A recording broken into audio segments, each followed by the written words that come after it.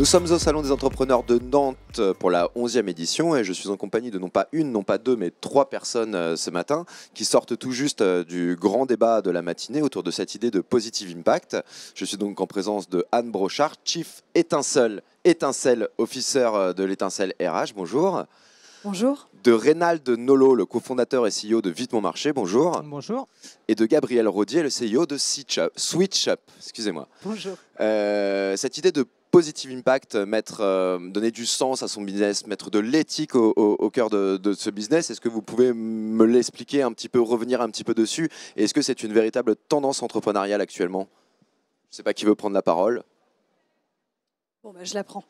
En tout cas, moi, c'est ça qui m'a animée. Alors, moi, j'ai bien aimé ce qu'a dit Nicolas Rohr de Fago lors du débat. L'idée, c'est pas de trouver un projet d'entrepreneur du siècle, etc. C'est plutôt qu'est-ce qui fait notre conviction, qu'est-ce qui nous touche de près, et puis pouvoir le mettre en scène, et qu'il n'y ait plus d'intermédiaire entre nos envies et nos réalisations. C'est ça, en fait, l'esprit d'entreprendre. Donc, avoir un désir, et puis s'animer autour de ça, et emmener les équipes avec. Cette idée de Positive Impact, c'est ce qui vous a animé aussi en créant vos startups Oui, clairement, c'est de pouvoir aligner des choses qui faisaient vraiment écho, en tout cas en moi et dans mes équipes, avec un business model. Aujourd'hui, nous, chez SwitchUp, on veut en rendre le monde plus accueillant. Alors, ça peut paraître très éloigné comme ça et très ambitieux, mais petite pierre par petite pierre, petite personne par petite personne accueillie, petite entreprise aidée par petite entreprise, et ben oui, on rend concrètement les gens, le monde plus accueillant, en espérant aller loin, vite et bien. Reynald, vous partagez Oui, pour moi, ça a été très simple. J'ai grandi dans une ferme, je suis fils d'agriculteur. Et à 13 ans, on va dire que j'ai eu ce déclic où je savais que je voulais faire quelque chose absolument pour le monde rural. Donc ça m'a rongé, on va dire, toute ma vie, durant toutes mes expériences. Et voilà, il a fallu sauter un jour. Donc je l'ai fait il y a 3 ans pour être au service justement des producteurs qui sont mes parents, donc ma famille. Donc voilà, c'est la passion qui m'a amené jusqu'ici. Et au sein de vos entreprises, cette responsabilité sociale, c'est au cœur du développement de votre stratégie, de votre société. Est-ce que vous pouvez m'expliquer un petit peu votre vision du management, votre vision d'une équipe, et d'un côté assez responsable envers ses salariés?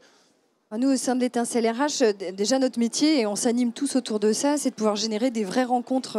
C'est-à-dire qu'on essaie d'apporter une nouvelle ère dans le recrutement pour que les gens se parlent avec authenticité, se regardent vraiment et qu'il n'y ait plus de faux semblants, qu'on casse un petit peu les codes. Donc tout ça nous anime. Après, moi, je partage beaucoup autour des valeurs, autour de ce qui me lie à ce projet de base. Et les gens qui m'ont rejoint, finalement, en ont aussi la même vision. Après, on s'anime ensemble autour des moyens. Donc on partage autour de l'imagination à avoir pour nos clients, autour de la singularité apportée dans l'expérience, autour de la franchise qui est notre responsabilité au quotidien. Et puis après, j'ai pas la science infuse sur le comment on va le faire. Donc là, je partage mes doutes, je partage mes interrogations. Je livre à ceux qui sont sur le terrain aussi la question de comment on y va. Et puis, on s'articule tous ensemble. Donc on ne cherche plus uniquement un profil, mais on cherche aussi une vision, c'est ça?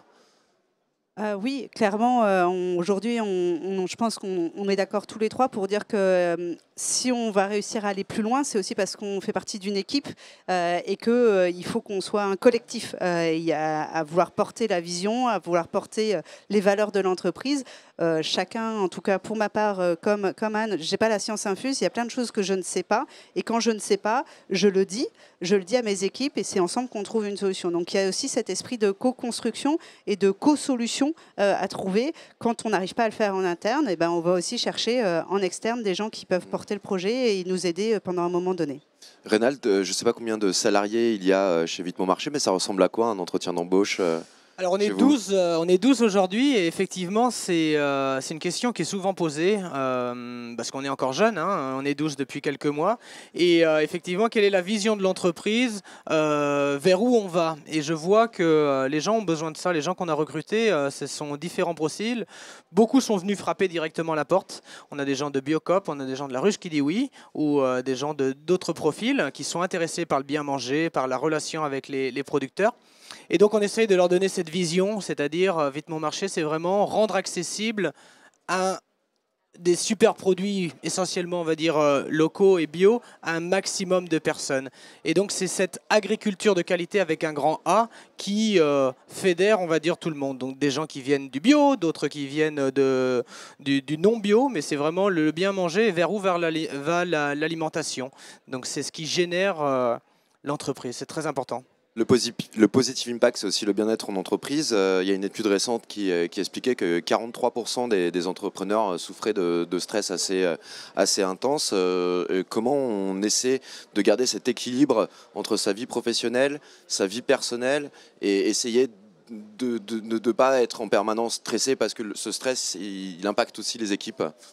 Déjà, faut se faire entourer, bien entourer par de bons conseils. On en a parlé lors du débat, c'est aussi rompre la solitude de l'entrepreneur à travers les réseaux. Moi, par exemple, je suis au CJD, effectivement, ça me permet d'échanger avec d'autres dirigeants et de reprendre de la hauteur déjà par rapport à mes problématiques, et voir que déjà, elles sont pas exceptionnelles, elles sont déjà arrivées ailleurs. Ça me permet d'ouvrir un petit peu ma façon de réfléchir sur le problème et du coup de trouver ma propre solution. Donc déjà, rompre cette solitude. Puis après, c'est préserver des temps pour soi en fonction de ce qui nous ressource le plus. Moi, je sais que j'essaye de préserver au plus mes week-ends. Je ne l'ai pas toujours fait. Maintenant, je le fais vraiment de plus en plus et d'avoir un cocon qui me permette vraiment de reprendre de l'énergie auprès des miens. D'autant que lancer une entreprise, ça prend du temps, j'imagine. C'est presque du 24 heures sur 24. Comment vous gardez cet équilibre vie personnelle, vie professionnelle ? Notamment au début, alors, qui sont les moments les plus durs. Il faut être clair, hein, c'est pas évident à faire. Moi, je suis aussi maman de jeunes enfants, donc les nuits sont parfois courtes. Mais j'y arrive aussi parce que on se fait entourer. Moi, on a été incubé, on a été accéléré. On fait appel à tous les réseaux qui sont positifs et qui vont nous apporter des choses utiles, pas des vendeurs de fleurs comme tu le disais, mais vraiment des gens qui sont pragmatiques et qui ont aussi cette expérience. Donc on essaye vraiment de s'entourer. Et puis aussi, parce que je le dis sans problème, j'ai aussi un soutien familial, j'ai un mari exceptionnel et qui aussi est capable de comprendre qu'il y a des fois où c'est dur et il y a des moments où voilà. Donc c'est aussi une équipe de salariés et à titre personnel, c'est aussi une équipe familiale et une équipe personnelle qui me porte. Donald, on entend beaucoup parler ici au Salon des entrepreneurs d'accompagnement. L'accompagnement est aussi important dans le bien-être de l'entrepreneur. Bien sûr. Nous, on a été accompagnés par Imagination Machine de Rob Spiro à Nantes. Et effectivement, on va dire son expérience, lui, en tant qu'Américain de la Silicon Valley, nous a énormément aidé pour aller directement à l'essentiel. Après, donc sur la vie privée, effectivement, c'est compliqué. C'est beaucoup de travail. C'est pas toujours facile de couper. Moi, en tout cas, j'habite au nord de Nantes, on va dire en campagne, vers Nozay. Et c'est vrai que ça me fait du bien de quitter la ville, souvent, on va dire, pour aller me ressourcer en campagne, d'où est partie la première passion.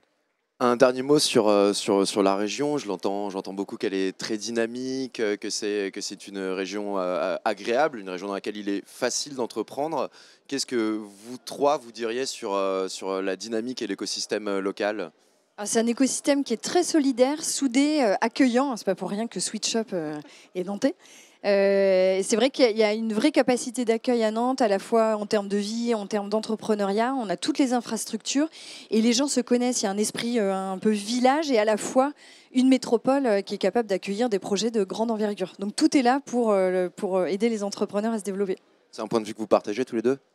Oui, tout à fait. C'est ce lien entre le côté local, village, où effectivement on peut vite rentrer en contact avec les gens parce que c'est un tel qui connaît un tel qui connaît un tel et du coup ça va vite et on peut facilement, les gens ouvrent les portes. Donc ça, c'est un côté très important, surtout quand on lance une entreprise. Et en même temps, un lieu qui a une envergure internationale avec des boîtes qui réussissent à l'international et qui, du coup, vont emmener dans leur sillage les petites entreprises. On parle de jeux à la nantaise et moi, je le vois au quotidien et c'est des choses qui sont réelles. Non, sérieusement, c'est vrai, c'est top. Que ce soit la partie donc incubation, aide sur l'entrepreneuriat et la partie investissement également. Puis nous, dans notre domaine, l'agriculture, c'est vrai qu'on a de la chance, puisque autour de Nantes, l'Ouest, c'est quand même une terre agricole énorme. Donc c'est vrai que c'est un bon bassin, un bon vivier pour réussir. D'accord. Je vous remercie tous les trois d'avoir pris le temps de répondre à mes questions et je vous souhaite une bonne journée ici au Salon des entrepreneurs de Nantes. Merci.